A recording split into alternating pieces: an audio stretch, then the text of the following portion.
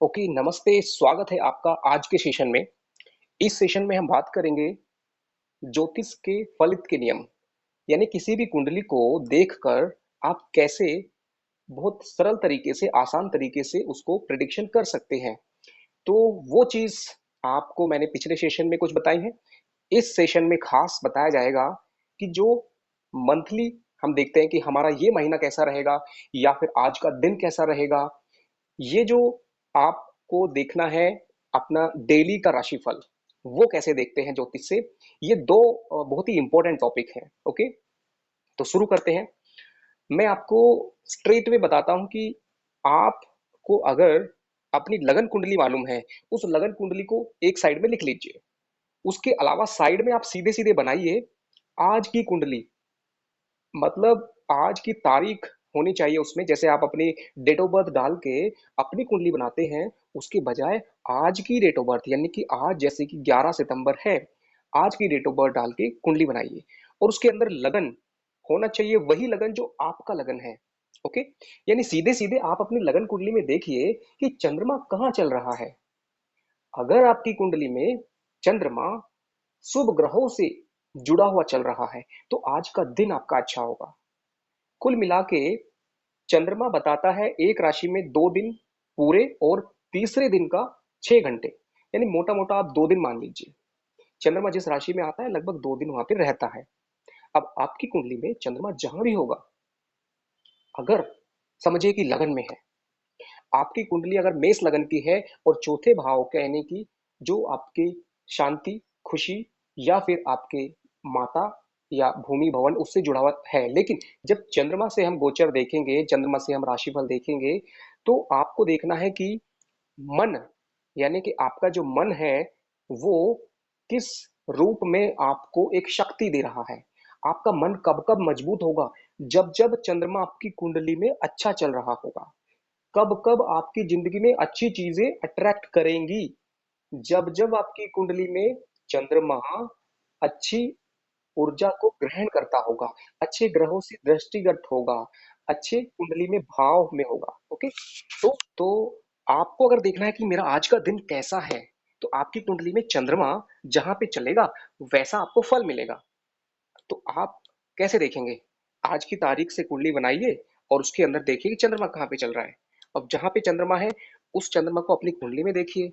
आपकी जन्म कुंडली में चंद्रमा अगर जिस भाव में बैठा हुआ है, वहां से 3, 6, 8, 12 में अगर चंद्रमा जाता है, त्रिसड़ायस बोलते हैं। यानी इसका मतलब है कि जिस भाव में आपकी कुंडली में चंद्रमा जन्म से बैठा हुआ है, उससे 3, 6, 8 और 12, ओके, वहां पे अगर है तो थोड़ा सा आपको एक वरी रहती है, भागदौड़ रहती है। जब भी चंद्रमा अपने जन्म के चंद्रमा से केंद्र में चलता है, तो उस टाइम पे आपको एक सुकून रहता है।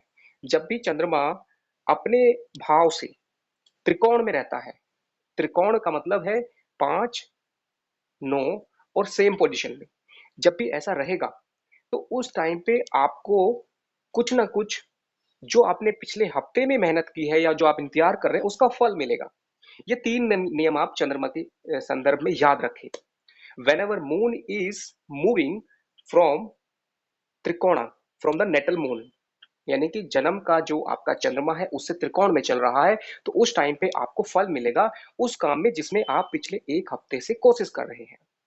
इसके अलावा आपकी कुंडली में चंद्रमा से आप देख सकते हैं कि अगले एक हफ्ते में या जब भी आपको कोई नया काम करना है, आपको अपनी कार खरीदनी है, आपको कोई यात्रा करनी है, आपको कोई भी ऐसा काम करना है जो थोड़ा सा जिसके आपके पास ऑप्शन है, जहां पे आप ये देख सकते हैं कि अगले 4 दिन में मैं कल करूं या परसों करूं या कब करूं, तो आप अपनी कुंडली बनाकर देखिए कि मेरी कुंडली में चंद्रमा आज की तारीख में, कल की तारीख में, जब भी मुझे वो काम करना है, उस तारीख में चंद्रमा अशुभ ग्रहों से ग्रसित ना हो।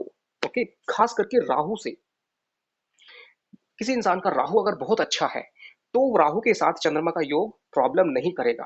किसी इंसान की कुंडली में अगर शनि बहुत अच्छा है, यानी कि वो योग कारक है, केंद्र और त्रिकोण का मालिक अगर शनि बनता है, वो अगर गोचर में शनि चंद्रमा के साथ आता है, तो वो प्रॉब्लम नहीं करेगा। किसी इंसान की कुंडली में अगर कोई भी पापी ग्रह कुंडली में बहुत ही अच्छी तरह से मजबूत है, किसी भी कारण से लग्नेश होकर, केंद्रीय त्रिकोण का स्वामी होकर, तो गोचर में भी वह चंद्रमा को कोई ना कोई फायदा देगा। जैसे लग्नेश मंगल अगर गोचर में चंद्रमा के साथ आता है, तो चंद्रमा के साथ मिलकर वह एक शुभ फल देगा जो आप चाहते हैं। लग्नेश शनि अगर गोचर में चंद्रमा के साथ आता है, तो आपके मन को थोड़ा विचलित जरूर करेगा, लेकिन फोकस रखेगा रिजल्ट पर, क्योंकि वो लग्नेश है। लग्नेश कभी भी प्रॉब्लम नहीं देता है, अगर कभी भी वो पापी ग्रह क्यों ना हो। ओके, तो ये आपको याद रखना है। तो चंद्रमा का आपको मैंने रफली मोटा मोटा बताया, इसको बाद में एक एग्जाम्पल से बताएंगे, बट रफली आप इतना याद रखें। अगला को टॉपिक है कि सूर्य से हम कैसे देखेंगे। जिस तरह से मैंने बताया कि लगन कुंडली जो आपकी है, उसके अंदर चंद्रमा किस भाव में चल रहा है, अगर अशुभ ग्रहों से है या शुभ ग्रहों से है, उसके हिसाब से वो रिजल्ट देगा। ओके, इसी बात में ये चीज याद रखें कि अगर किसी खास दिन आपके साथ कोई गड़बड़ होती है, कुछ प्रॉब्लम आती है, तो देखिए उस दिन आपकी कुंडली में अगर चंद्रमा पर कोई नकारात्मक प्रभाव हो, तो समझ जाइए कि कहीं ना कहीं उस दिन जो प्रॉब्लम हुई है उसका कारण गोचर के चंद्रमा से है। इसको ऐसे भी समझ सकते हैं कि अगर आपकी कुंडली में चंद्रमा बहुत प्रॉब्लम में चल रहा है और उस टाइम पे आप जो करेंगे, उसका रिजल्ट कहीं ना कहीं आपको प्रॉब्लम दे सकता है।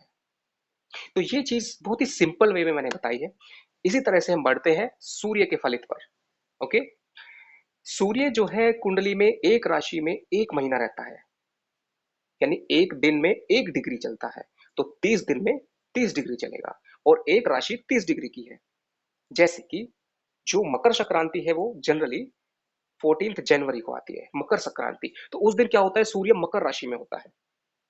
और कन्यागत ये सूर्य जब कन्या राशि में आएगा तो श्राद्ध होते हैं जो आने वाले हैं अभी। ओके, आने वाले हैं मतलब सूर्य कन्या राशि में जाने वाला है। तो आप एक चीज याद रखें, जो कन्या राशि में जैसे कि सूर्य आने वाला है, श्राद्ध होते हैं, तो उस टाइम पे चंद्रमा और पृथ्वी के बीच की दूरी कम हो जाती है, जिस वजह से हमारे पितरों से जो कांटेक्ट है या जो हमारे पितरों का आशीर्वाद है या हमारे पितरों के लिए जो कनेक्टिविटी है वो मजबूत हो जाती है। उस टाइम पे अगर हम पितरों के लिए कुछ करते हैं तो 100% हमें फायदा होता है।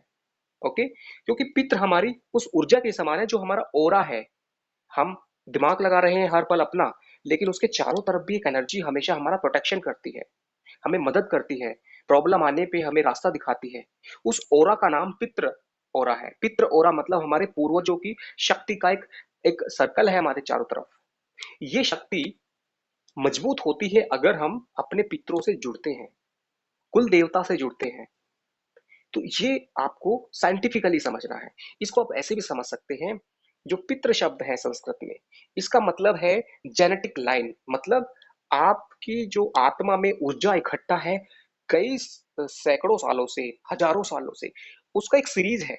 उसको साइंस से भी समझ सकते हो कि आपका जो डीएनए है वो एनर्जी इंफॉर्मेशन कैरी करता है, आपका डीएनए।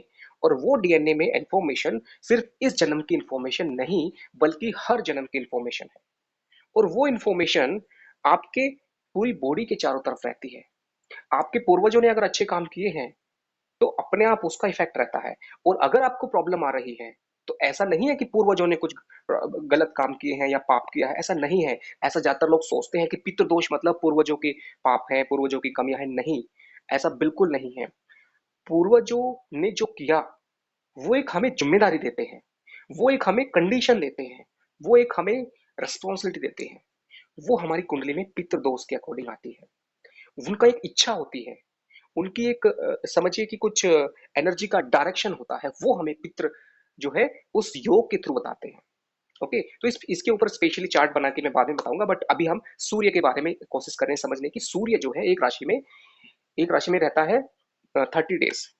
तो आपको याद रखना है कि सूर्य आज की तारीख में सिंह राशि में चल रहा है और एक महीना रहेगा, फिर 14 सितंबर के पास में वो आ जाएगा कन्या राशि में। जो कि सूर्य का मतलब आपकी कुंडली में एक महीना कैसा रहेगा, सूर्य कहाँ पे चल रहा है। अगर लगन में चल रहा है तो आपको हेल्थ वाइज एक रिपेयर देगा, एक एनर्जी देगा। सूर्य एक राजा की तरह है, जिस भाव में जाएगा वैसा उस भाव में एनर्जी देता चला जाएगा। सूर्य जब दूसरे भाव में आएगा गोचर में आपकी कुंडली में, तो आपके फैमिली इश्यूज को रिपेयर करेगा, जो फैमिली इश्यू चल रहे थे उसको रिपेयर कर देगा उस महीने में। तीसरे भाव में आएगा जब सूर्य है, तो आपकी कुंडली में एक नया कॉन्टैक्ट क्रिएट करेगा, आपकी कुंडली में एक नया कोई आइडिया देगा, शुरुआत करेगा किसी नई चीज की जो आप अगले आने वाले टाइम में करना चाहते हैं। चौथे भाव में जब सूर्य आएगा, तो आपको एक ब्रेक देगा, एक होम सिचुएशन देगा जहां पे you are taking a break. पंचम भाव में जब सूर्य आता है, तो आपके रिलेशनशिप को, आपके समझिए कि विद्या को, आपके संतान से जुड़े हुए मुद्दों को सोल्व करेगा। छठे भाव में आएगा, तो जो आपकी हेल्थ इश्यू है, जो आपका कोई रोग शत्रु भय से जुड़ी हुई चीज है, तो इस तरह से। ओके, आई थिंक मेरा ऑडियो तो क्लियर होना चाहिए, बट मुझे नहीं समझ में आ रहा है कि ऑडियो क्यों क्लियर नहीं है। चलिए, बाकी अगले सेशन में करेंगे अगर मेरी आवाज नहीं आ रही है तो। आज के लिए इतना ही, मिलते हैं अगले सेशन में। और मैं अगले सेशन में आपको प्रॉपरली चंद्र और सूर्य का गोचर प्लस उसको दोनों को ड्राइंग से मैं बताऊंगा। ओके, हो सकता है नेटवर्क की वजह से आपको आवाज नहीं आ रही है, तो अगले सेशन में मिलते हैं। चलिए, थैंक यू।